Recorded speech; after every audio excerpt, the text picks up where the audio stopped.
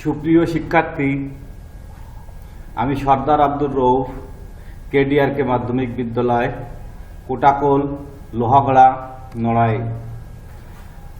আমি আজকে পঞ্চম অধ্যায়ের সমীকরণ গঠন, বীজগণিত পঞ্চম অধ্যায়ের সমীকরণ গঠন করে সমাধান করো। পূর্বের গত ক্লাসে আমি আলোচনা করেছিলাম, কিছু অঙ্ক বাকি ছিল, সেই বাকিগুলো নিয়ে আজকে আলোচনা করব। শিক্ষার্থী বন্ধুরা, পূর্বের ক্লাসের বিষয় আমি আগেই বলেছি যে সমীকরণ গঠন করে সমাধান। সমীকরণটা কি পূর্বের দুটো ক্লাসেই বলেছি আমি, এবং আজকেও আমি বলছি। সমান চিহ্ন সংবলিত গাণিতিক খোলা বাক্যকে কি বলা হয়? সমীকরণ বলা হয়। এখন ওই ক্লাসে যেহেতু আমার পূর্ব পাঠে আলোচনা ছিল, তাই আজকে আমরা এটা নিয়ে আর বেশি আলোচনা করব না। আজকে আমরা সরাসরি অঙ্কে চলে যাব। আমরা 29 নম্বর অঙ্ক পর্যন্ত আগে করা ছিল। আজকে আমরা 30 নম্বর অঙ্ক থেকে অঙ্ক করা শুরু করব।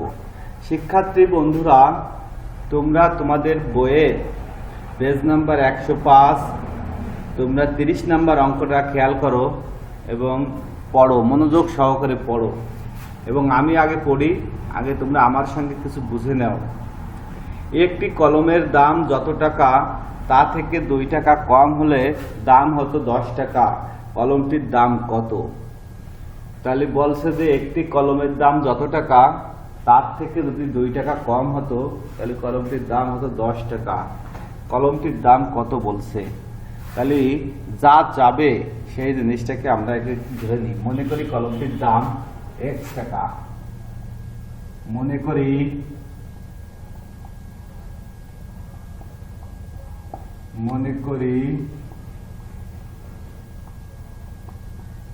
কলমটির দাম x টাকা। বলছে যদি 2 টাকা কম হতো তাহলে কলমটির দাম কত হতো? 2 টাকা কম হতো তাহলে কলমটির দাম হতো, যদি 2 টাকা কম হয় তাহলে কলমের দাম হয় x-2 টাকা। তখন হচ্ছে 10 টাকার সমান হতো। এই কারণে শর্ত মতে আমরা লিখতে পারি, বা প্রশ্ন মতে x-2 = 10, বা মাঝখানে সমান থাকলে কি দিয়ে অঙ্ক করতে হয়?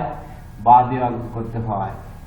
x = 10 + 2, অতএব x তাহলে 12 টাকা। তাহলে কলমটির দাম কত আসলো? 12 টাকা। উত্তর, কলমটির দাম 12 টাকা। শিক্ষার্থী বন্ধুরা, তোমরা খেয়াল করো, কলমটির দাম আমরা কত পাইছি? 12 টাকা পাইছি। যদি এই 12 থেকে যদি প্রশ্নে আমরা বলছি 2 টাকা কম হতো তাহলে কলমের দাম হতো 10 টাকা। তাহলে 12 থেকে যদি আমরা 2 বিয়োগ করি তাহলে কি 10 কি হয়? হ্যাঁ, তাহলে 12 থেকে 2 চলে গেলে 10 হয়। তাহলে আমাদের অঙ্কটা 100% সঠিক আছে। আমরা প্রশ্ন থেকে বুঝলাম যে আমাদের অঙ্কটা 100% সঠিক আছে। এখন আমরা পরবর্তী অঙ্কটা করার চেষ্টা করব এবং সেটা দেখব কিভাবে করা যাবে।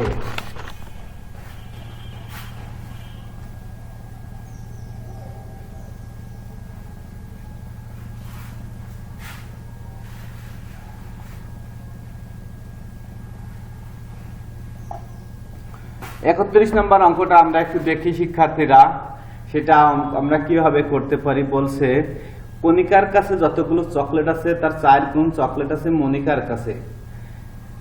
দুইজনের একত্রে 25টি চকলেট আছে। কণিকার কতগুলো চকলেট আছে? এখন দুইটা শর্ত আছে এখানে, কণিকা আর মনিকা। কণিকার কাছে যতগুলো চকলেট আছে মনিকার কাছে তার 4 গুণ আছে, মানে বেশি আছে। এখন এই শর্ত সংবলিত অঙ্কগুলো করতে গেলে আগে আমরা ছোটকে ধরে দিতে হবে। মনে করি কণিকার কাছে চকলেট আছে এক্সটি, ছোটটাকে আগে ধরে নিতে হবে। তাহলে মনিকার কাছে হবে কয় গুণ? 4 গুণ। তাহলে আমরা লাগবো 4xt। তাহলে মনে করি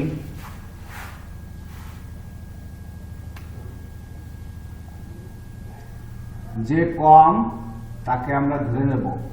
তাহলে মনে করি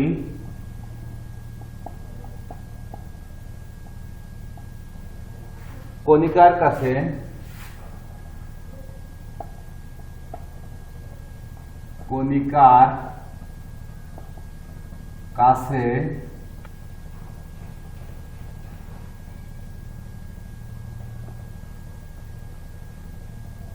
চকলেট আছে এক্সটি। তাহলে মনিকার কাছে আছে তার কয় গুণ? 4 গুণ। মনিকার কাছে কয় গুণ আছে? 4 গুণ। তাহলে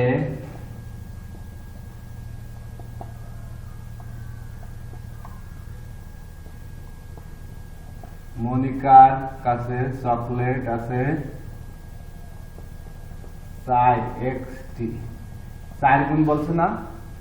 মনিকার কয় গুণ বলছে কণিকার থেকে? মনিকার বলেছে কণিকার থেকে কয় গুণ? 4 গুণ আছে।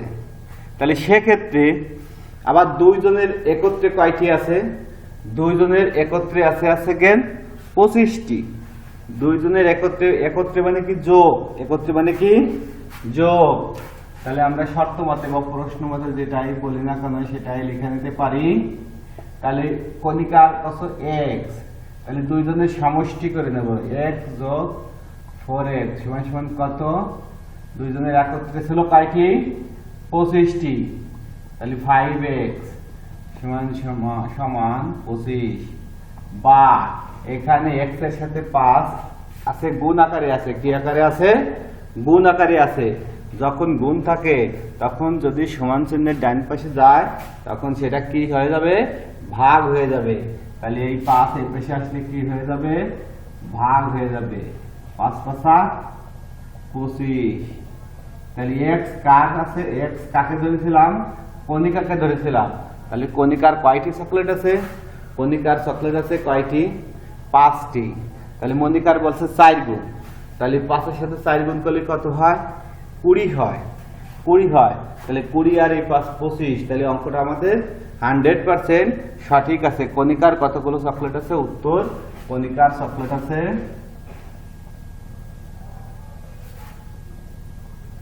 কণিকার চকলেট আছে 5টি। এখন আমি একটু রাফ করে দিই, এখানে দেখাই রাফ। কণিকার কয়টি? কতে কণিকা, কণিকার কয়টি? 5টি। আর মতে মনিকা, মনিকার কয় গুণ আছে? কণিকার থেকে 4 গুণ। তাহলে মনিকার ছিল 4x। তাহলে 4 ইন্টু x এর মান কত বলছি? 5 সমান কত? 20টি। আর দুজনের একত্রে তাহলে যে মোট করলে কত হয়? মোট 5 যোগ 20 সমান 25টি। তাহলে উত্তরের সঙ্গে আমার মিলে গেল। উত্তরের সঙ্গে কি আমার মিলে গেল? মোট দুজনের 25টি আছে। তাহলে অঙ্ক আমরা এভাবে বুঝতে পারবো যে অঙ্ক আমাদের সঠিক আছে কি না, সেটা আমরা সহজেই বের করে নিতে পারবো। পরবর্তী অঙ্কটা আমরা একটু খেয়াল করি। শিক্ষার্থীরা, তোমরা দুইটি ক্রমিক স্বাভাবিক জোড় সংখ্যার যোগফল 30 সংখ্যা দুটি নির্ণয় করতে বলছে। দুটি ক্রমিক স্বাভাবিক জোড় সংখ্যার যোগফল কত বলেছে? 30 বলেছে। সংখ্যা দুটি নির্ণয় করতে বলেছে। ক্রমিক সংখ্যা কাকে বলে সেটা আমাদের জানার দরকার আছে। সেটা যে সংখ্যা পর্যায়ক্রমে হ্রাস বা বৃদ্ধি ঘটে। যে সংখ্যা পর্যায়ক্রমে হ্রাস বা বৃদ্ধি ঘটে তাকে কি বলা হয়? ক্রমিক সংখ্যা বলা হয়। ক্রমিক সংখ্যা পর্যায়ক্রমে বৃদ্ধিও পেতে পারে অথবা কমতেও পারে। এখন ক্রমিক স্বাভাবিক জোড় সংখ্যার যোগফল বলছে কত? দুটি স্বাভাবিক ক্রমিক জোড় সংখ্যার যোগফল বলছে 30।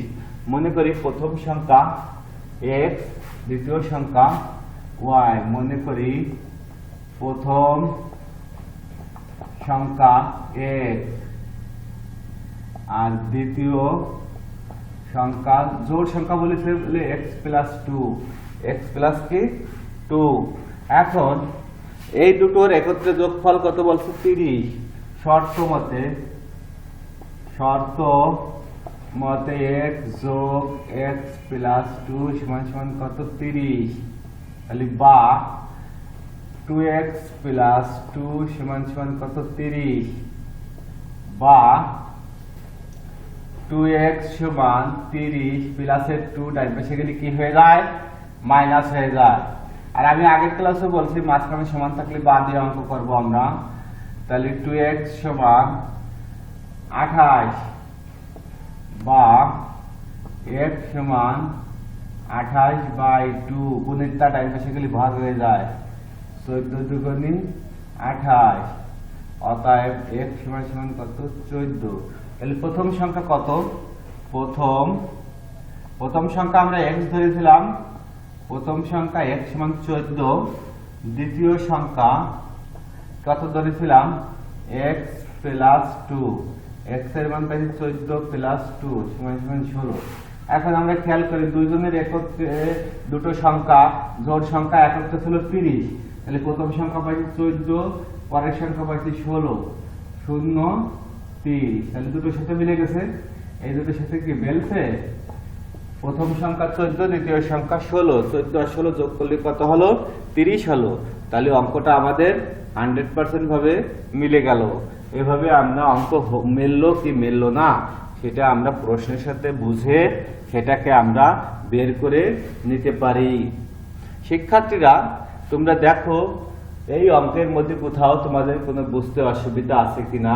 আমি আশা করি তোমাদের কোনো বুঝতে অসুবিধা নাই, এবং যদিও থাকে সেটা আমি তোমাদের আরো একবারও বলে দেব।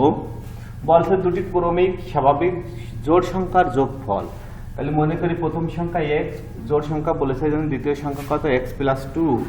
সংখ্যা দুটির একত্রে বলেছে, একত্রে মানে কি মোট, একসঙ্গে, সমষ্টি। তাহলে দুটোকে যদি একত্রে যোগ করেছি, একটা সংখ্যা মাঝখানে একটা কি যোগ চিহ্ন দিয়ে দিছি, এটাই সেই একত্রে সমান 30 বলেছে। তারপরে একটা x আর একটা x কয়টা x? 2x প্লাস 2 সমান 30।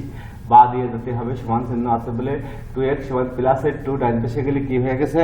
মাইনাস হয়ে গেছে। তারপরে 2x সমান 30 থেকে 2 বিয়োগ করলে কত থাকে? 28 থাকে। x সমান এই 2 গুণ আকারে আছে, গুণ আকারে থাকলে ডান পাশে গেলে ভাগ হয়ে যায়, 14 দুগুণে 28, x সমান 2। তাহলে প্রথম সংখ্যাতে x ধরেছিলাম, তার মান পেয়ে গেছে 14। আর দ্বিতীয় সংখ্যা সেকেন্ড x প্লাস 2 ধরেছিলাম, x এর মান 14 প্লাস 2 সমান 16। অর্থাৎ 14 আর 16 যোগ করলে 30 হয়ে গেছে। তাহলে কি আমার অঙ্ক সঠিক আছে? পরবর্তী অঙ্কটা আমরা একটু খেয়াল করবো শিক্ষার্থীরা।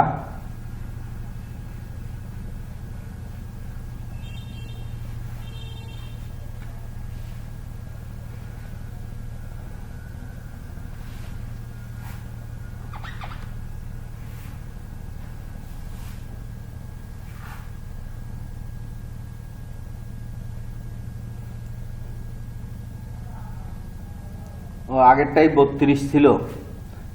32 ছিল, নাম্বার চেঞ্জ করছিলাম না। এবারে আমরা 33 নম্বর অঙ্কটা করব। তিনটি ক্রমিক স্বাভাবিক বিজোড় সংখ্যার যোগফল 27 হলে সংখ্যা তিনটি কত? তিনটি ক্রমিক বিজোড় স্বাভাবিক সংখ্যার যোগফল। আগেরটা কত? 32 ছিল, আমি 31 দিয়ে করে গেছি। শিক্ষার্থীরা তোমরা এটা একটু সংশোধন করে নিও। হ্যাঁ, আমি যে নাম্বার চেঞ্জ করি নাই, কিন্তু অঙ্ক করে চলে গেছি, তোমরা এটাকে একটু চেঞ্জ করে নিও, নাম্বারটা বইয়ের সাথে মিলিয়ে নিও। এখন আমরা 33 নম্বর, তিনটি ক্রমিক স্বাভাবিক বিজোড় সংখ্যার যোগফল কত বলেছে? 27 বলেছে। সংখ্যা তিনটি নির্ণয় করো। মনে করি প্রথম সংখ্যা, একইভাবে মনে করি প্রথম সংখ্যা x, তাহলে দ্বিতীয় সংখ্যা x প্লাস 1, তৃতীয় সংখ্যা x প্লাস 2। পর্যায়ক্রমে এক বৃদ্ধি পাইছে। এখানে ছিল x, তারপরে 1, তারপরে 2। শর্ত মতে বা প্রশ্ন মতে এই তিনটি সংখ্যার একত্রে যোগফল, তাহলে x যোগ 1 যোগ x যোগ 2 সমান একত্রে কত বলেছে? 30 বলেছে না 27, একত্রে বলছে 27 বা একটা x, দুটো x, তিনটে x, তাহলে 3x প্লাস 3 2 আর 3 সমান 27 বা 3x সমান 27 মাইনাস 3 বা প্লাসের 3 বেসিক্যালি মাইনাস থেকে 3x সমান 24 বা x সমান 24/3 3 8 24, অতএব x সমান 8। তাহলে প্রথম সংখ্যা কত ধরেছিলাম? x, তার মান পেয়ে গেছি। তাহলে প্রথম সংখ্যা 8, দ্বিতীয় সংখ্যা x প্লাস 1 ধরেছিলাম, তাহলে x এর মান 8 যোগ 1 সমান 9। তৃতীয় সংখ্যা x প্লাস 2, x এর মান 8 যোগ 2 সমান 10। তাহলে আমাকে উত্তর এই তিনটা হয়ে গেল। উত্তর হয়ে গেল কি? উত্তর হয়ে গেল 8 9 10। তিনটি ক্রমিক বলছে যে তিনটি ক্রমিক স্বাভাবিক বিজোড় সংখ্যার যোগফল 27 হলে সংখ্যা এটি নির্ণয় করো। শিক্ষার্থীরা, পরবর্তীতে একটা সৃজনশীল অঙ্ক আছে, আমরা এই সৃজনশীল অঙ্কটা দেখব এবং এটা করার চেষ্টা করব। সবাই একটু মনোযোগ সহকারে সৃজনশীল অঙ্কটা পড়ো। বলছে যে একটি আয়তাকার ফুলবাগানের প্রস্থ অপেক্ষা দৈর্ঘ্য 2 মিটার বেশি। প্রস্থ অপেক্ষা দৈর্ঘ্য কয় মিটার বেশি? 2 মিটার বেশি।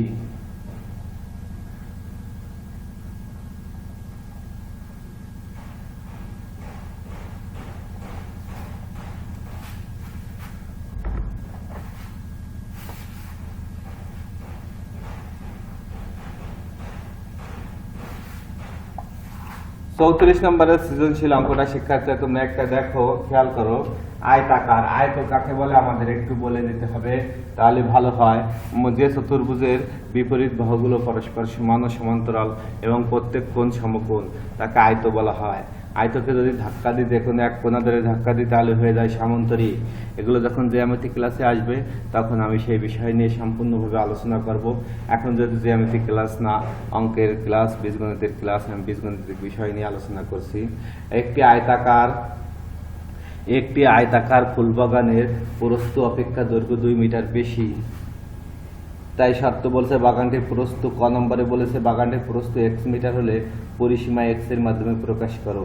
তাহলে ক নম্বরে বলেছে দেওয়া আছে আমাদের, এটাকে তাহলে কি বলবো আমরা? দেওয়া আছে প্রস্থ,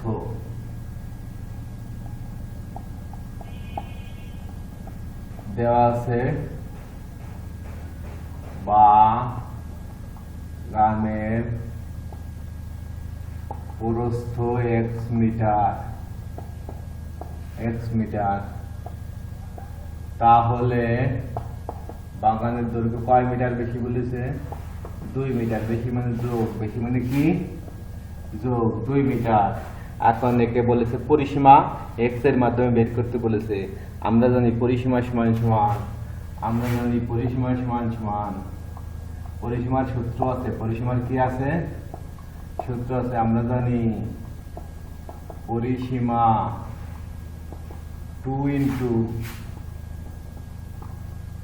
দৈর্ঘ্য যোগ প্রস্থ, অনেকে তো বলে দেখো 2 ইন্টু দৈর্ঘ্য কত?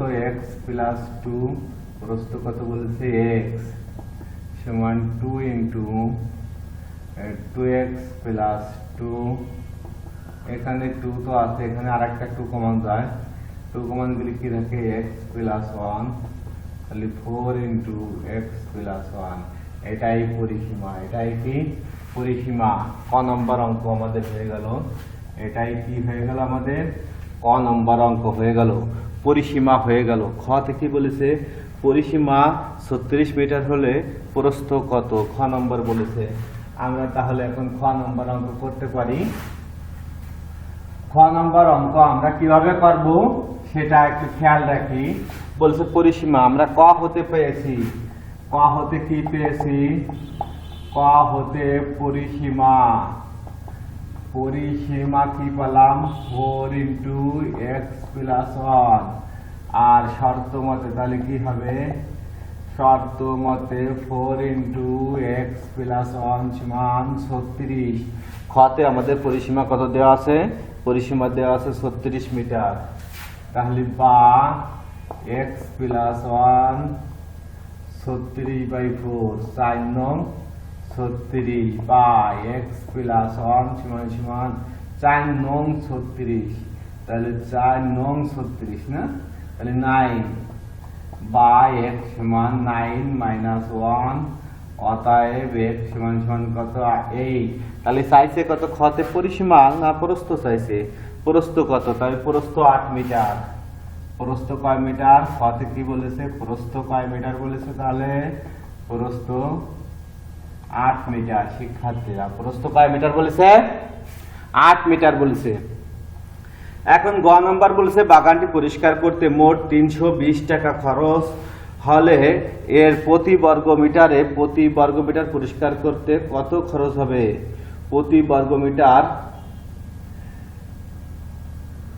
বাগানটি পরিষ্কার করতে 320 টাকা খরচ হয়, তাহলে এই 320 টাকা খরচ হয় কত বর্গ মিটার, তাহলে আমাদের বর্গ মিটারটাকে বের করতে হবে। আর প্রতি বর্গ মিটার পরিষ্কার করতে কত খরচ হবে, প্রতি মানে 1, প্রতি মানে কি 1, তাহলে 1টা বের করতে হবে। তাহলে আগে আমার গ নম্বরে অঙ্ক বের করতে হলে আগে আমার কি দৈর্ঘ্য প্রস্থ বের করে নিতে হবে। প্রস্থ আমরা খ হতে পেয়েছি 8 মিটার, হ্যাঁ প্রস্থ কি পেয়েছি খ হতে, এটা গ নম্বর অঙ্ক। আমরা খ হতে প্রস্থ সমান 8 মিটার পেয়েছি, আর ক হতে কি ছিল দৈর্ঘ্য, ক হতে দৈর্ঘ্য সমান ছিল x + 2 মিটার, x প্লাস কি 2 মিটার, x এর মান 8 যোগ 2 মিটার সমান কত 10 মিটার। 10 মিটার, তাহলে আয়তাকার ক্ষেত্রের ক্ষেত্রফল আসছে কেন দৈর্ঘ্য গুণ প্রস্থ, আয়তাকার ক্ষেত্রের ক্ষেত্রফল কি দৈর্ঘ্য গুণ প্রস্থ, তাহলে ক্ষেত্রফল দৈর্ঘ্য গুণ প্রস্থ, দৈর্ঘ্য গুণ প্রস্থ, দৈর্ঘ্য আসছে কেন 10 মিটার গুণ 8 মিটার সমান 8 10 কত 80। মিটারে মিটারে গুণ করলে হয় বর্গ মিটার, মিটারে মিটারে গুণ করলে কি হয় বর্গ মিটার হয়। তাহলে 320 টাকা মোট খরচ হয়েছিল আমাদের এইটা পরিষ্কার করতে, বাগানটি পরিষ্কার করতে। ভাষাটা কি, বাগানটি পরিষ্কার করতে মোট 320 টাকা খরচ হয়। একবার আমরা লিখতে পারি যে 320 টাকা খরচ হয়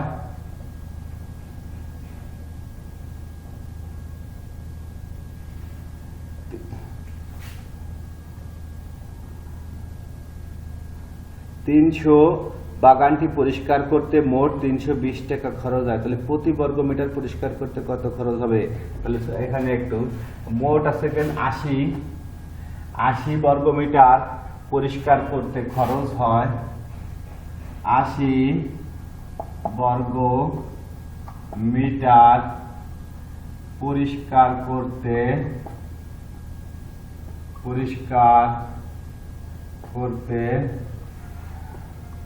খরচ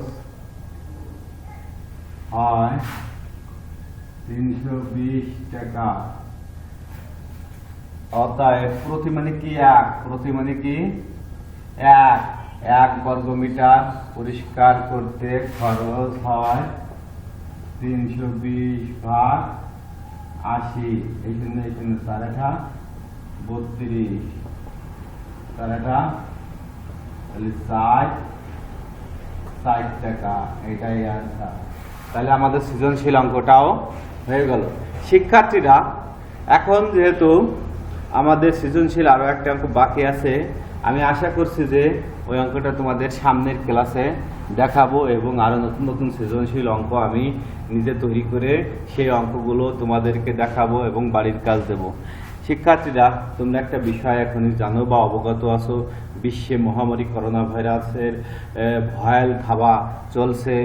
এই ভয়ানক পরিস্থিতিতে আমরা নিজেরা সেফ থাকব এবং পরিবারকে, প্রতিবেশী সমাজকে, রাষ্ট্রকে সঠিক সেফ রাখার দায়িত্ব নিজেরাই পালন করব। এবং তোমরা যারা তরুণ ছাত্রছাত্রী, আমাদের এদের মধ্যে বন্ধুর প্রভাব আছে। বন্ধুর প্রভাবের কারণে এক এক সময় এক এক ধরনের কাজ করতে পারে। এখন আমাদের দেশে আরও একটা ভয়াবহ যে পরিবেশ ধারণ করছে সেটা হচ্ছে মাদক। এই মাদককে আমরা না বলবো। মাদক স্বাস্থ্যের জন্য ক্ষতিকর। শুধু স্বাস্থ্যের জন্য ক্ষতিকর নয়, অর্থের জন্য ক্ষতিকর, পরিবারের জন্য হুমকি স্বরূপ। আমাদের পিতামাতা অনেক কষ্ট করে আমাদের লালন পালন করছেন, বড় করছেন, শিক্ষা দিচ্ছেন, অর্থকড়ি খরচ করছেন। তাদের একটা আশা আছে, তাদের সামনে যদি তাদের সন্তান নষ্ট হয়ে যায় তাহলে এই দুঃখ তাদের বলে শেষ করা আর নেই। এখন তোমরা বুঝতেছো না, তোমরাও এক সময় বাবা হবা, ঠিক সেই সময় বুঝবা, তখন সময় থাকবে না। তাই আমি তোমাদের বলি, তোমরা এগুলো থেকে নিজেকে দূরে রাখো এবং সমাজে একজন আদর্শবান সৎ চরিত্র গঠন করে সকলের কাছে ভালোবাসা, সম্মান, স্নেহ, শ্রেণী বিভেদ অনুসারে পাও, সেই দোয়া আমি করি। খুদা হাফেজ। আজকের মতো এখানে ক্লাসটা